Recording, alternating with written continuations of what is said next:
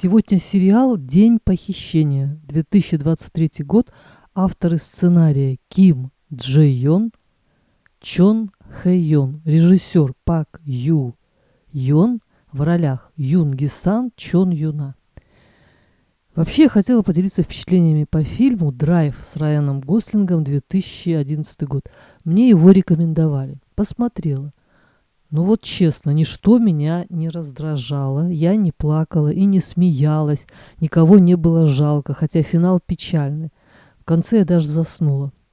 Жанр криминальный неонуарный триллер, который объясняет некую лаконичность, цинизм, разочарование и вообще отсутствие желания жить. По большому счету, мне какая разница, в каком жанре фильм. Меня он не тронул никак. Поэтому, извините, опять корейский сериал. Сюжет. Семья. Чудаковатый лох Менджун, дочь ей лет 10, мама с ними не живет, они вроде расстались. Бедный отец таскал дочь на стройку на работу, видимо, не с кем, да и негде было ее оставить, они лишились дома.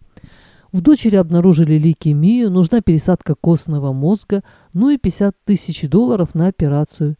Как всегда, сумма неподъемная для бедных людей, и это, видимо, большая проблема, потому что почти в каждом сериале затрагивается эта тема. Конечно, это никак не оправдывает главного героя, но многое объясняет. Появляется мамаша и предлагает бывшему мужу выкрасть богатую девочку с целью выкупа. Муж сомневается, мучается, приезжает по адресу, потом решает уехать, но тут перед его машиной падает без чувств эта самая девочка Рухи. Меджуна и увозит ее, привозит к себе. Придя в себя, девочка ничего не помнит, называет его папой. Но вот о том, что приключилось с ними, об этом фильм. Впоследствии выясняется, что девочка была удочерена, и над ней проводились эксперименты с головным мозгом с целью сделать из нее гениального ребенка. В день похищения были убиты врач и его жена, то есть приемные родители Рухи. Ну а кто убил их, вы узнаете, посмотрев сериал. Хотелось бы сказать про Юн Ги Сана. Вроде не роковой красавец. Здесь он вообще в роли мягкотелого придурка. Прошу прощения за придурка, это не с целью унизить персонаж, а с целью гиперболизировать степень простоты и доброты, которым легко можно манипулировать. Даже жертва быстро это поняла и взяла все под свой контроль.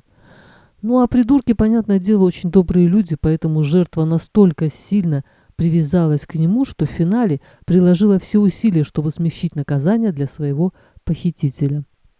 Сцена в финале, когда за ним приходит полиция, и он готов сдаться, девочка умоляет его убежать с ней.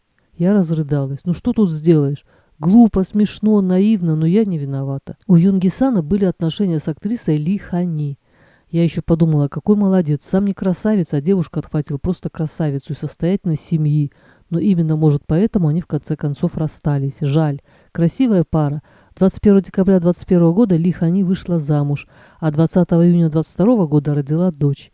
Юн Ги Сан вроде тоже женился или собирается. 7 лет они были в отношениях, и почему так печально все закончилось? Очень грустно. На сегодня все.